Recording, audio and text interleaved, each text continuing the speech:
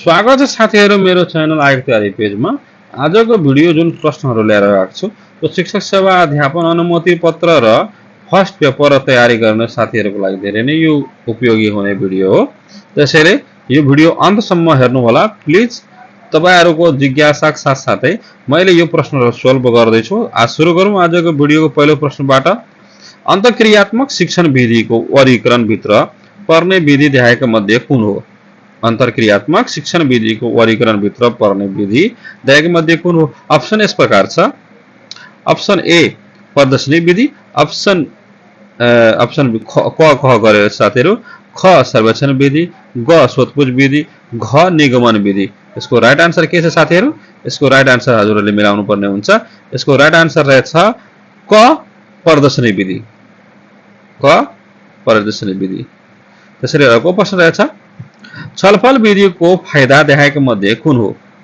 Option क नेतृत्व क्षमताको विकास, अप्सन ख सबै विषयवस्तुमा उपयोगी, अप्सन ग विद्यार्थीको सक्रिय सहभागिता, अप्सन घ सहयोगात्मक सामूहिक क्रियाकलाप। यसको राइट आन्सर के छ साथीहरू? छलफल विधिका फाइदा देखाएका मध्ये कुन हो? फाइदा राम्रो पक्ष भनौँ या फाइदा भनौँ एउटै चिज हो। यसको राइट आन्सर छ ख सबै विषयवस्तुको उपयोगी। सबै विषयवस्तुमा के हुन्छ? उपयोगी हुन्छ। कुन विधि? छलफल विधि। यो छलफल विधि सक्रिय रूपमा पनि विद्यार्थीलाई सक्रिय गराउँछ है साथीहरू, ध्यान दिनु होला। त्यसैगरी आजको 3 नम्बरको प्रश्न छ, तलका मध्ये कुन शिक्षण विधिको प्रयोगबाट शिक्षण सिकाइ क्रियाकलापलाई प्रभावकारी बनाई निर्धारित शैक्षिक उद्देश्य हासिल गर्न सकिन्छ? शैक्षिक उद्देश्य हासिल गर्नका लागि कुन विधि उपयोगी हुन्छ भनेर भनेको छ। अप्सनहरू अप्सन यस प्रकार छ। ए अन्तर्क्रिया विधि, के रे ख शिक्षण केन्द्रित विधि, ग सामग्री केन्द्रित विधि या घ विद्यार्थी केन्द्रित विधि। यसको राइट आन्सर छ घ विद्यार्थी केन्द्रित विधि। कुन विधि? घ विद्यार्थी केन्द्रित विधि। त्यसैले 4 नम्बर प्रश्न छ, देखाएका मध्ये कुन शिक्षण विधि सानो समूहमा उपयोगी हुन्छ? सानो समूहमा है साथीहरू। यसको अप्सन हेरौँ, क व्याख्या विधि, ख प्रश्नोत्तर विधि, ग प्रदर्शन विधि, घ कथाकथन विधि। 4 नम्बरको सही उत्तर छ ख प्रश्नोत्तर विधि। ख प्रश्नोत्तर विधि। त्यसैले अर्को प्रश्न 5 नम्बरको, ह्युरिस्टिक विधि देखाएका मध्ये कुन विषयको शिक्षणको लागि बढी उपयोगी हुन्छ? यो विधि पढ्नु भएको छ होला साथीहरू। पढौँ अप्सनहरू त, क विज्ञान, ख गणित, ग शारीरिक र घ भाषा। कुन विषयका लागि उपयोगी हुन्छ ह्युरिस्टिक विधि? यसको 5 नम्बरको सही उत्तर छ क विज्ञान विषय। कुन विषय? विज्ञान विषय। विज्ञान विषयका लागि बढी उपयोगी हुन्छ ह्युरिस्टिक विधि। त्यसैले 6 नम्बर प्रश्न छ, विद्यार्थी केन्द्रित विधि देखाएका मध्ये कुन होइन? विद्यार्थी केन्द्रित विधि देखाएका मध्ये कुन होइन भनेको छ है। पहिलो नम्बरमा छ क सूक्ष्म शिक्षण विधि, ख मूल्य वर्गीकरण विधि, ग प्रदर्शनी विधि, घ प्रश्नोत्तर विधि। कुन होइन? देखाएका मध्ये कुन होइन? 6 नम्बरको राइट आन्सर छ साथीहरू घ प्रश्नोत्तर विधि। प्रश्नोत्तर विधि चाहिँ कुन विधि होइन हो? तपाईहरुले मिलाउनु भयो होला। यसको राइट आन्सर छ घ प्रश्नोत्तर विधि। विद्यार्थी केन्द्रित विधिमा पर्दैन प्रश्नोत्तर विधि। बाँकी सूक्ष्म शिक्षण विधि, मूल्य वर्गीकरण विधि, प्रदर्शनी विधि पनि देखाएका मध्ये कुन होइन भन्छ? यो होइन। 7 नम्बरको, उपचारात्मक शिक्षकको कुन गुण अन्तर्गत पर्दछ? उपचारात्मक शिक्षकको कुन गुण अन्तर्गत पर्दछ? अप्सन हेरौँ, क पेशागत गुण, ख सामाजिक गुण, ग मनोवैज्ञानिक गुण, घ व्यक्तिगत गुण। यसको राइट आन्सर के छ साथीहरू? राइट आन्सर को छ ग मनोवैज्ञानिक गुण। त्यसैले अर्को प्रश्न 8 नम्बरको, शिक्षण सिकाइको देखाएका चरणहरूमध्ये कुन पहिलो क्रममा पर्दछ? अप्सन क उत्प्रेरणा जगाउनु हैन, त्यसपछि ख कमजोरीलाई विशेष सहयोग गर्नु, ग सहभागिता सुनिश्चित गर्नु, घ समस्या र अवसरको पहिचान गर्नु। 8 नम्बरको सही उत्तर छ घ समस्या र अवसर पहिचान गर्नु।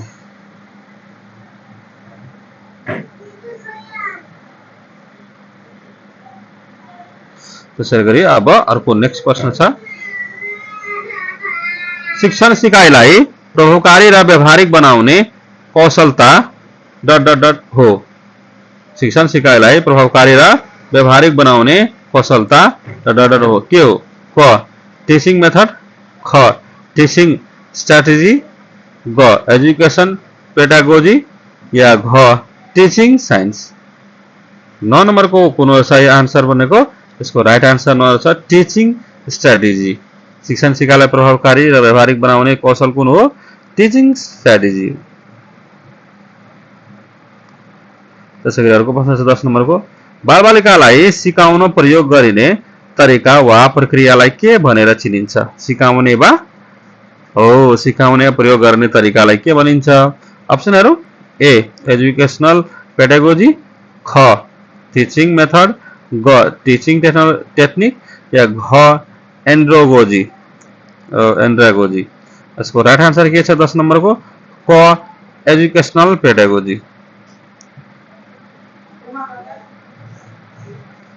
त्यसरी 11 प्रश्न छ शिक्षक केन्द्रित विधि देखाएको मध्ये कुन हो? शिक्षक केन्द्रित विधि है साथीहरु। क सूक्ष्म शिक्षण विधि, ख मूल्य वर्गीकरण विधि, ग प्रदर्शनी विधि, घ प्रश्नोत्तर विधि। 11 नंबर को सही उत्तर छ घ प्रश्नोत्तर विधि। प्रश्नोत्तर विधि। त्यसरी 12 नंबर प्रश्न छ देखाएको शिक्षण विधिहरू मध्ये गणित विषय शिक्षणका लागि बढी महत्त्वपूर्ण विधि कुन हो? गणित विषयका लागि बढी महत्त्वपूर्ण विधि कुन हो? 12 नंबर को प्रश्न छ ग हैन यसको अप्सनहरु क भूमिका निर्वाह, ख प्रदर्शन, ग आगमन, घ अन्वेषण। यसको राइट आन्सर छ ग। त्यसैले 13 नंबर छ सिपयुक्त तरिकाले कुनै कार्य गर्नुलाई के भनिन्छ? सिपयुक्त तरिकाले। अप्सन ए अप्सन क विधि, अप्सन ख प्रविधि, ग ज्ञान, घ शैक्षणिक विधि। यसको राइट आन्सर छ 13 नंबर को क विधि। 14 नंबर को छ प्रौढलाई सिकाउने विधिलाई के भनिन्छ? Pedagogy, teaching strategy, teaching technique या डी एन्ड्रागोजी। यसको राइट आन्सर छ घ एन्ड्रागोजी। के गर्न? ओ प्रौढलाई सिकाउने विधि हो यो साथीहरु याद राख्नु होला। प्रौढलाई सिकाउने विधि कुन हो? एन्ड्रागोजी। त्यसैगरी 15 नंबर को क्वेशन छ विद्यार्थी केन्द्रित विधि देखाएको मध्ये कुन हो? अप्सन क आगमन विधि, ख सोधपुछ विधि, ग सर्वेक्षण विधि, घ प्रश्नोत्तर विधि। भनेको 15 नंबर को राइट आन्सर रहेछ ग सर्वेक्षण विधि। त्यसैले अर्को प्रश्न छ 16 नंबर को शिक्षण विधिको छनौट गर्दा ध्यान दिनुपर्ने कुरामा देखाएको मध्ये कुनलाई कम महत्त्वपूर्ण मानिन्छ? क विषयवस्तुको प्रकृति, ख शिक्षकको समस्या, ग शिक्षकको क्षमता, घ विद्यार्थीको उमेर। यसको 16 नंबर को राइट आन्सर छ ख शिक्षणको समस्या। शिक्षणको समस्या। त्यसैले अब प्रश्न नेक्स्ट प्रश्न छ हाम्रो 17 नंबर को प्रश्न छ बाल केन्द्रित शिक्षाको प्रवर्तक कौन? बाल केन्द्रित शिक्षाको प्रवर्तक कौन? अप्सनहरु क जोन डिवे, ख रुसो, ग अरस्तु, घ जोन लक। 17 नंबर को राइट आंसर छ ख रुसो। जैसे 18 नंबर प्रश्न छ शिक्षक प्रविधिको उद्देश्य सामान्य अर्थमा तलका मध्ये कुन पर्दैन? अप्सन ए अप्सन क शिक्षण सिकाइ प्रक्रियालाई सहयोग पुर्याउनु, ख मूल्याङ्कन गर्नु, ग सिकाइलाई प्रोत्साहन गर्नु, घ सानो समूहबाट ठूलो समूहमा पहुँच विस्तार गर्नु। यसको राइट आन्सर छ 18 नंबर को हो ख मूल्याङ्कन गर्नु। के गर्नु? मूल्याङ्कन गर्नु।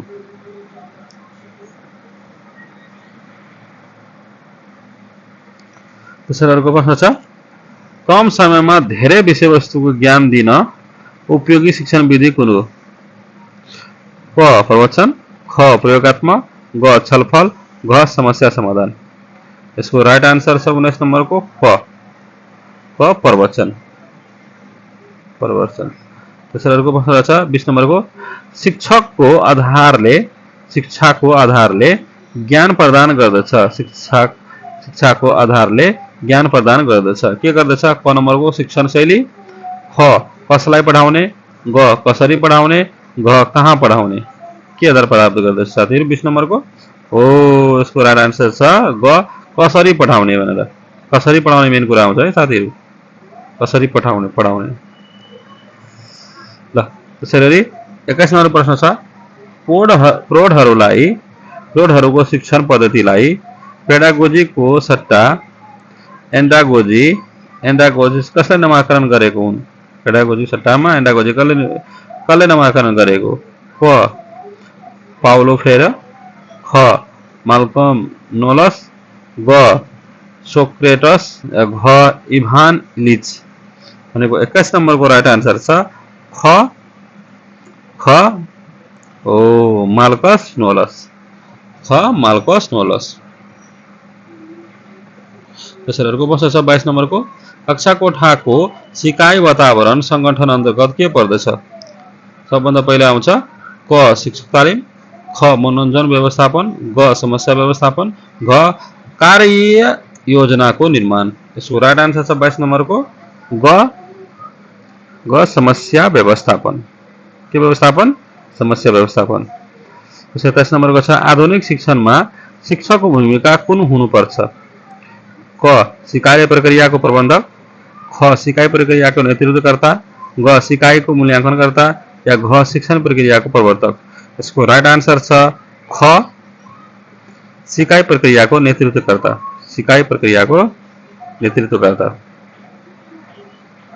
त्यसैले 24 नम्बरको प्रश्न छ तलको कुनले शिक्षण प्रणालीका 3 तत्त्वहरूलाई बुझाउँछ?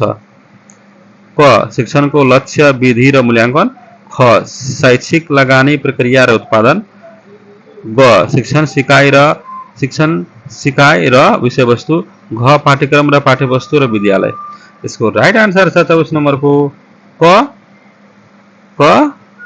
शिक्षण लक्ष्य, विधि र मूल्याङ्कन।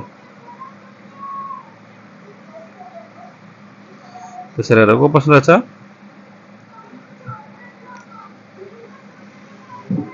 निम्न मध्ये कुन विधिलाई अनिवार्य दोष मानिन्छ? क छलफल, ख प्रश्नोत्तर, ग व्याख्या, घ परियोजना। 25 नम्बरको राइट आन्सर के छ साथीहरू? हो यसको राइट आन्सर छ ग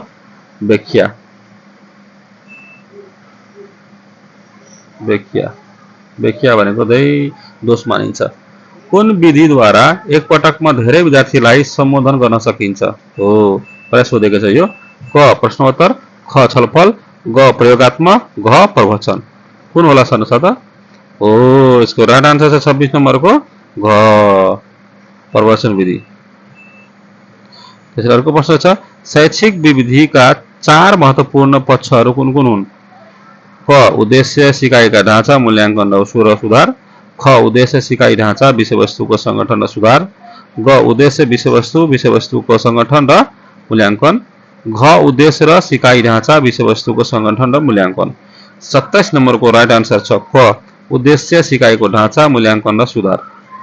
क उद्देश्य, सिकाइको ढाँचा, मूल्याङ्कन र सुधार। त्यसैले अर्को 28 नम्बर प्रश्न छ शिक्षण सिकाइ क्रियाकलापलाई प्रभावकारी बनाउन दिएका मध्ये कसको भूमिका बढी हुन्छ? अप्सन क शिक्षक, विद्यार्थी, पाठ्यक्रम, पाठ्यपुस्तक। हो यसको 28 नम्बरको राइट आन्सर छ ख विद्यार्थी भयो भने कसलाई के गर्ने भनेको मुन इम्पोर्टेन्ट चिज विद्यार्थी हैन र? हो त्यसैले अर्को प्रश्न छ योजनाबद्ध शिक्षणको विशेषता कुन होइन? क सानो ढाँचामा विषयवस्तुको विभाजन गरिएको हुन्छ, ख तुरुन्त पृष्ठपोषण प्राप्त गर्ने हुन्छ, ग विकल्प दिएर उपयुक्त विकल्पको आधारमा सिकारुले सिक्न सक्छ, घ सिकारुले आफ्नो सिकाएको गति अनुसार समय लिन सक्छ।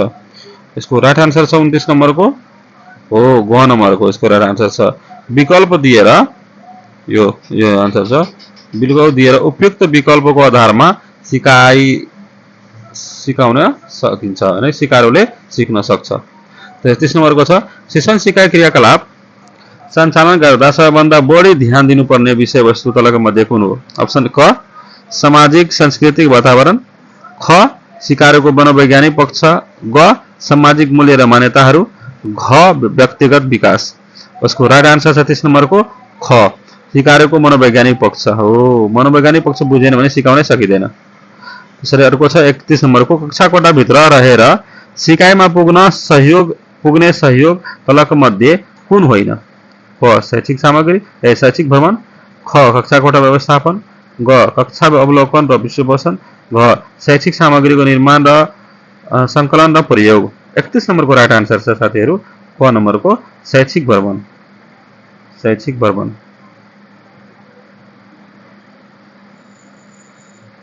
त्यसरी नेक्स्ट प्रश्न छ हो 32 नम्बरको पेडागोजीको पिता लाई भनिन्छ, कसलाई भनिन्छ? क अगस्ट कम्टे, ख जोन डिबे, ग माल्कम नोलस, घ पाउलो फ्रेरी। यसको राइट आन्सर छ 32 नम्बरको। यसको 32 नम्बरको आन्सर छ ख जोन डिबे। त्यसरी अर्को प्रश्न छ 33 नम्बरको एडगर डेलको वर्गीकरण अनुसार दायक मध्ये कुन तरिकामा बढी सिकाइको धारणा रहन्छ? क सर्वदृश्य माध्यमबाट, ख समूह छलफल गर्दा, ग गरेर सिक्ने, घ शिक्षण गर्दा। भनेको 33 नम्बरको राइट आन्सर छ घ शिक्षण गर्दा। त्यसैको प्रश्न 34 नम्बरको विद्यार्थी केन्द्रित विधि कुन होइन? क खोज विधि, ख समस्या समाधान विधि, ग निगमन विधि, घ सर्वेक्षण विधि। राइट आन्सर छ 34 नम्बरको हो। 34 नम्बरको राइट आन्सर छ ग निगमन विधि। त्यसपछि 35 नम्बरको प्रश्न रहेछ शिक्षण विधि छनौटको मुख्य आधार दायक मध्ये कुन हो? के का आधारमा छनौट गरिन्छ शिक्षण विधि? क सक्षमताका आधारमा, ख बाल मनोविज्ञानका आधारमा, ग समस्याका आधारमा, या कक्षा कोठाको व्यवस्थापनका आधारमा। 35 नम्बरको राइट आन्सर छ साथीहरू क सक्षमताका आधारमा। त्यसरी अगाडि 36 नम्बरको प्रश्न छ गणित विषय शिक्षणका लागि उपयोगी शिक्षण विधि दायक मध्ये कुन हो? पहिलो नम्बरको प्रश्न छ अप्सन छ क कथाकथन विधि, ख प्रदर्शन विधि, ग घटना अध्ययन विधि, या घ आगमन विधि। यसको राइट आन्सर छ साथीहरू 36 नम्बरको घ आगमन विधि। घ आगमन विधि। त्यसरी 37 नम्बरको प्रश्न छ 36 नम्बरको भइहाल्यो साथीहरू हैन। अब 37 नम्बरको प्रश्न छ चित्र निर्माण, रङ भर्ने, कागज काट्ने र पट्याउने सम्बन्ध स्थापना कस्ता कार्यहरूद्वारा सिकाइ विधि हुन्छ? भनेको अप्सन हेरौँ ख सृजनात्मक कार्य, ख समस्या समाधान विधि, ग परियोजना कार्य, या घ निर्णयात्मक कार्य। क ख ग मा राइट आन्सर के छ साथीहरू? यसको राइट आन्सर छ साथीहरू क नम्बरको है क कथाकथन विधि। सरी सृजनात्मक कार्य। सृजनात्मक कार्य कुन कार्य पर्छ? यो सृजनात्मक कागज काट्ने, पट्याउने, यो कुन विधिसँग प्रयोग हुन्छ? सृजनात्मक कार्य। 38 नम्बरको प्रश्न छ शिक्षण तथा तालिमका लागि उपयोगी विधि कुन हो? क प्रयोगात्मक विधि, ख प्रदर्शन विधि, ग प्रवचन विधि, घ सर्वेक्षण विधि। यसको राइट आन्सर छ ख प्रदर्शन विधि। त्यसैको प्रश्न छ 39 नम्बरको छलफल विधिका प्रवर्तक को हुन्? क जोन डिबे, ख विलियम वुन्ट, ग प्लेटो, घ जर्ज पोलिया। यसको राइट आन्सर छ ग विलियम वुन्ट। सरी ग प्लेटो है ग प्लेटो। 39 नम्बरको ग प्लेटो। त्यसको लास्ट आजको भिडियोको लास्ट प्रश्न समस्या समाधान विधिका पहिलो चरण कुन हो? अप्सन हेरौँ क परिकल्पना निर्माण, ख समस्याको विश्लेषण, ग सामान्यीकरण, घ समस्याको पहिचान। 40 नम्बरको प्रश्न रहेछ राइट आन्सर रहेछ घ समस्याको पहिचान। समस्याको पहिचान। ल हस् साथीहरू आजको भिडियो तपाईलाई कस्तो लाग्यो लाइक कमेन्ट र सब्स्क्राइब गर्नु होला प्लिज साथीहरू। हस् त आजलाई यति नै। नेक्स्ट भिडियोमा फेरि भेटौँला। हस् धन्यवाद।